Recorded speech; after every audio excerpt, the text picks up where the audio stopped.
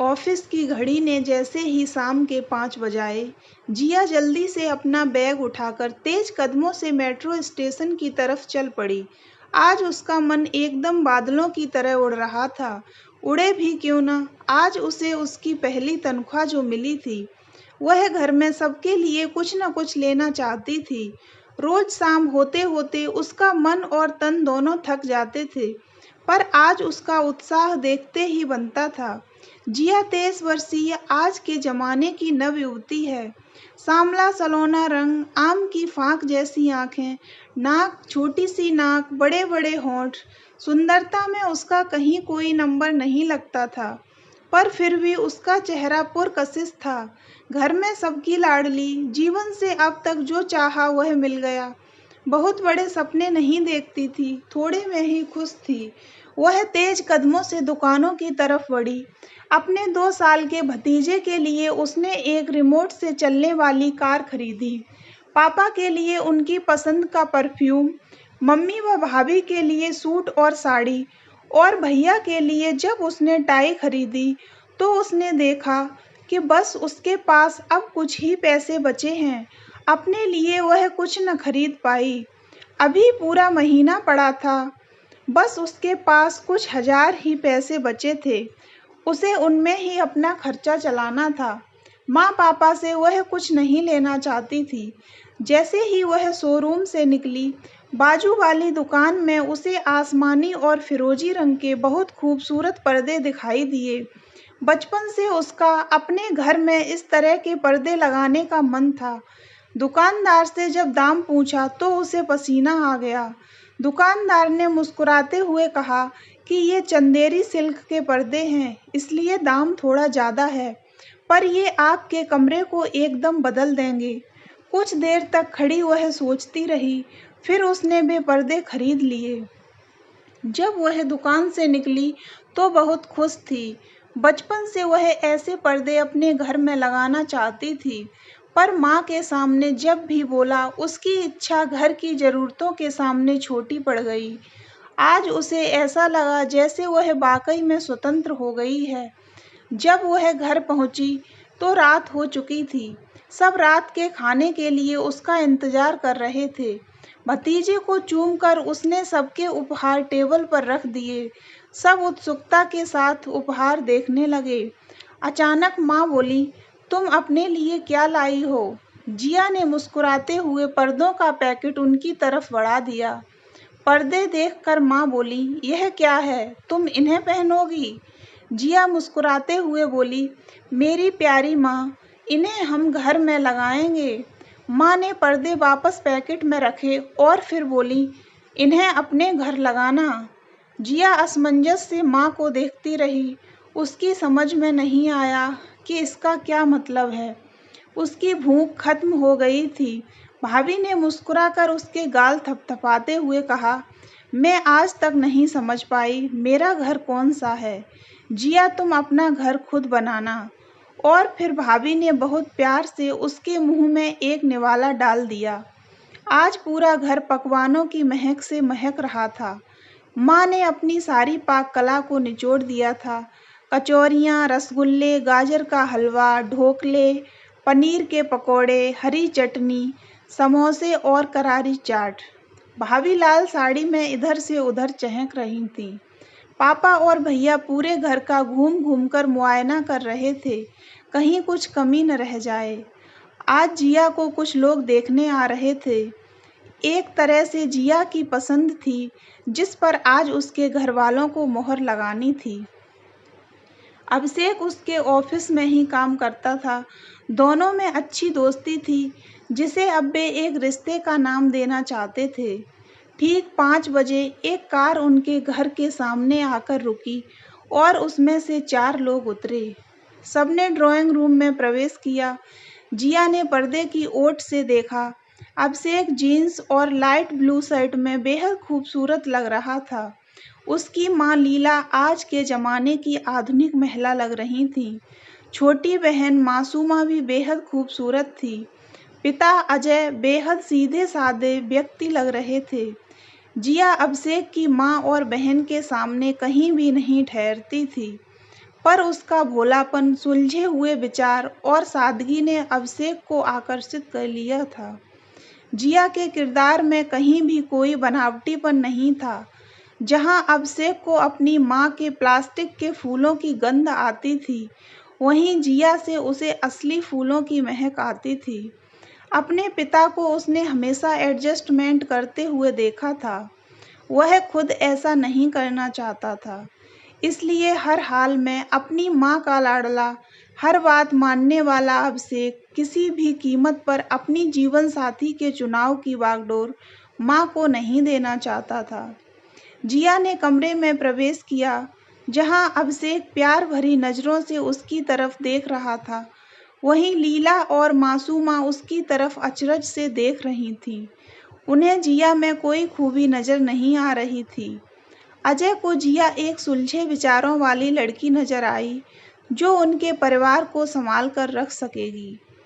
लीला ने अभिषेक की तरफ देखा, पर उसके चेहरे पर खुशी देखकर चुप हो गई। जिया को लीला ने अपने हाथों से हीरे का सेट पहना दिया, पर उनके चेहरे पर कहीं कोई खुशी नहीं थी। जिया को यह बात समझ आ गई थी कि वह बस अभिषेक की पसंद है। अपने घर में जगह बनाने के लिए उसे बहुत मेहनत करनी पड़ेगी। 2 महीने बाद उसके विवाह की तारीख तय हो गई। दुल्हन के लिबास में जिया बेहद खूबसूरत लग रही थी। अभिषेक और उसकी जोड़ी पर लोगों की नजरें ही नहीं ठहर रही थीं। लीला भी आज बहुत खुश लग रही थी। कन्यादान करते हुए जिया के माँ और पापा के आंखों में आंसू थे। वह उनके घर की रौनक थी।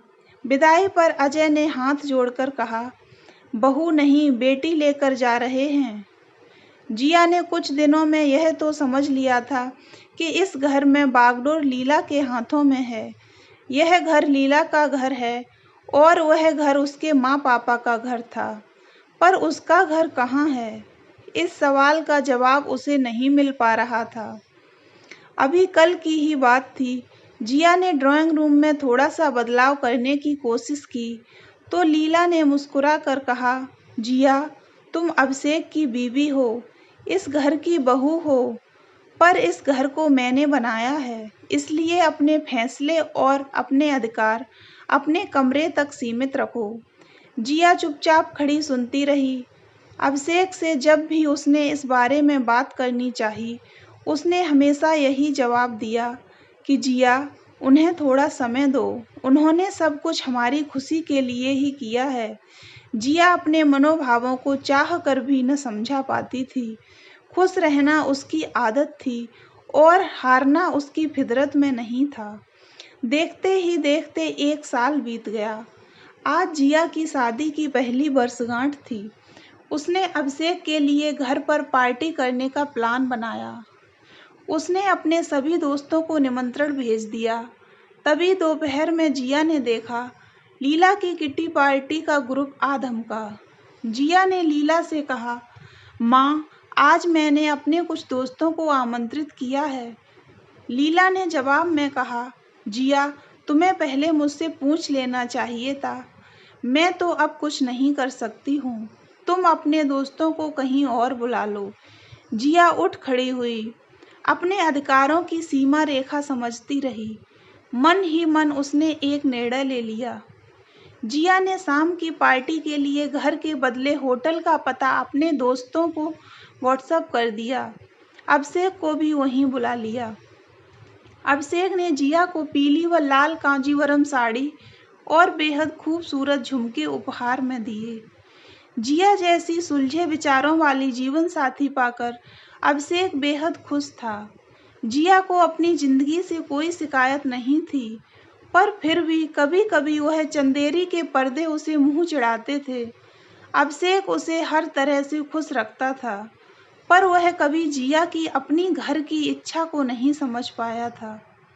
जिया को अपने घर को अपना कहने का या महसूस करने का अधिकार नहीं था। वह उसकी जिंदगी का वह खाली कोना था जिसे कोई भी नहीं समझ पाया था। न उसके अपने माता पिता, न अभिषेक और न ही उसके सास ससुर। जिया ने धीरे धीरे इस घर में सभी के दिल में जगह बना ली थी। लीला भी अब उससे खिंची खिंची नहीं रहती थी। मासूमा की मासूम शरारतों का वह हिस्सा बन गई थी। आज चारों तरफ खुशी का माहौल था। दिवाली का त्योहार वैसे भी अपने साथ खुशी, हर्षोल्लास और अनगिनत रंग लेकर आता है। पूरे घर में पेंट चल रहा था। जब अभिषेक पर्दे बदलने लगा तो अचानक जिया बोली कि रुको, और फिर भागकर चंदेरी के पर्दे ले आई। इससे पहले कि अभिषेक कुछ बोलता, लीला बोल उठी, जिया ऐसे पर्दे मेरे घर पर नहीं लगेंगे। जिया प्रश्न सूचक नजरों से अभिषेक को देख रही थी। उसे लगा वह कुछ बोलेगा कि माँ, यह जिया का भी घर है, पर अभिषेक कुछ नहीं बोला। जिया का खराब मूड देखकर बोला, इतना क्यों परेशान हो, पर्दे ही तो हैं। पहली बार जिया की आंखों में आंसू आए। अभिषेक आंसुओं को देखकर और चिढ़ गया। आजकल जिया का ज्यादातर समय ऑफिस में बीतता था। अभिषेक ने महसूस किया कि वह अपने फोन पर ही लगी रहती है और उसे देखते ही घबरा कर मोबाइल रख देती है। अभिषेक जिया को सच में प्यार करता था। वह जिया से पूछना चाहता था, पर उसे डर था कहीं सच में जिया के जीवन में उसकी जगह किसी और ने तो नहीं ले ली है। एक शाम को अभिषेक ने जिया से कहा, जिया, चलो तुम शुक्रवार की छुट्टी ले लो, कहीं आसपास घूमने फिरने चलते हैं। जिया ने अनमने से कहा, नहीं अभिषेक, बहुत काम है ऑफिस में। चाह कर भी अभिषेक जिया के व्यवहार में जो बदलाव आया है उसे समझ नहीं पा रहा था। वह रात को भी घंटों लैपटॉप पर बैठकर न जाने क्या करती रहती। अभिषेक जैसे ही उसे आवाज देता वह घबरा कर लैपटॉप बंद कर देती। अभिषेक जितना उसके करीब जाने की कोशिश करता वह उतना ही उससे दूर जा रही थी। न जाने वह क्या था जिसके पीछे जिया पागल हो रही थी। जिया के भाई ने भी उस दिन अभिषेक को फोन पर कहा, आजकल जिया घर पर फोन ही नहीं करती, सब ठीक है ना? अभिषेक ने कहा, नहीं, आजकल ऑफिस में बहुत काम है। देखते ही देखते 2 साल बीत गए। अब अभिषेक और जिया दोनों के माता पिता की इच्छा थी कि वे अपने परिवार को आगे बढ़ाएं। आज फिर से उनकी शादी की सालगिरह का जश्न था, पर आज लीला ने खुद दावत रखी थी। जिया ने एक बहुत ही खूबसूरत प्याजी रंग की स्कर्ट और कुर्ती पहनी हुई थी। अभिषेक की नजरें उससे हट ही नहीं रही थीं। सब लोग उन्हें छेड़ रहे थे कि खुशखबरी कब दे रहे हो। रात को एकांत में जब अभिषेक ने जिया से कहा कि जिया, मेरा भी मन है, तो जिया ने अनमने ढंग से कहा कि वह अभी तैयार नहीं है। रात में भी अभिषेक को ऐसा लगा जैसे उसके पास बस जिया का शरीर है। अभिषेक रात भर सो नहीं पाया। आज वह हर हाल में जिया से बात करना चाहता था, पर जब वह सुबह उठा तो जिया ऑफिस के लिए निकल चुकी थी। अभिषेक को कुछ समझ नहीं आ रहा था। ऐसा लगता था जिया उसके साथ होकर भी उसके साथ नहीं है। वह हर हफ्ते उसके साथ कोई न कोई प्लान बनाता, पर जिया को तो रविवार में भी कोई न कोई ऑफिस का काम हो जाता था। उन दोनों के बीच एक मौन था जिसे वह चाह कर भी नहीं तोड़ पा रहा था। अभिषेक को अपनी वह पुरानी जिया चाहिए थी, पर उसे कुछ समझ नहीं आ रहा था। देखते ही देखते फिर दिवाली आ गई। पूरा शहर रोशनी से जगमगा रहा था। आज अभिषेक को बहुत दिनों बाद जिया का चेहरा रोशनी से खिला दिखा। जिया ने अभिषेक से कहा, अभिषेक, आज मुझे तुमसे कुछ कहना है और कुछ दिखाना भी है। अभिषेक उसकी तरफ प्यार से देखते हुए बोला, जिया, कुछ भी बोलना, बस यह मत बोलना तुम्हें मुझसे प्यार नहीं है। जिया खिलखिलाकर हंस पड़ी और बोली, तुम पागल हो क्या? तुमने ऐसा सोचा भी कैसे? अभिषेक मुस्कुरा दिया, बोला, लेकिन तुम मुझे पिछले 1 साल से नेग्लेक्ट कर रही हो। हम एक साथ कहीं भी नहीं गए। जिया बोली, पता नहीं तुम्हें समझ आएगा या नहीं, पर मैं पिछले 1 साल से अपनी पहचान और अपने वजूद, अपनी जड़ें ढूंढ रही थी। अभिषेक को कुछ समझ नहीं आ रहा था। जिया ने गुलाबी और नारंगी चंदेरी सिल्क की साड़ी पहनी हुई थी, साथ में कुंदन का मेल खाता सेट, हीरे के कड़े और ढेर सारी चूड़ियाँ। आज उसके चेहरे पर ऐसी आवा थी कि सब लोग उसके आगे फीके लग रहे थे। रंगोली बनाने के बाद जिया ने अभिषेक को उसके साथ चलने को कहा, तो अभिषेक कार की चाबी उठाकर चल पड़ा। जिया हंसकर बोली, आज मैं तुम्हें अपने साथ अपनी कार में लेकर चलना चाहती हूँ। अभिषेक चल पड़ा। थोड़ी ही देर में कार हवा से बातें करने लगी और कुछ देर बाद कार नई बस्ती की तरफ चलने लगी। कार ड्राइव करते हुए जिया बोली, अभिषेक, आज मैं तुमसे कुछ कहना चाहती हूँ। तुमने हमेशा हर तरह से मेरा ख्याल रखा, पर बचपन से मेरा एक सपना था जो मेरी आंखों में पलता रहा। माँ पापा ने कहा कि तुम्हारा घर वह होगा जहाँ तुम जाकर एक घर बनाओगी। तुम मिले तो लगा मेरा सपना पूरा हो गया, पर अब से कुछ दिनों बाद समझ आ गया कि कुछ सपने होते हैं जो साझा नहीं होते। शादी का मतलब यह नहीं कि तुम्हारे सपनों का बोझ तुम्हारा जीवन साथी भी उठाए। मुझे तुमसे या किसी से भी कोई शिकायत नहीं है, पर अभिषेक, आज मेरा एक सपना पूरा हुआ है। यह कहकर उसने एक नई बनी सोसाइटी के सामने कार रोक दी। अभिषेक चुपचाप उसके पीछे चल पड़ा। एक नए फ्लैट के दरवाजे पर उसके नाम की नेम प्लेट लगी थी। अभिषेक हैरानी से देख रहा था। छोटा पर बेहद खूबसूरती से सजा हुआ फ्लैट।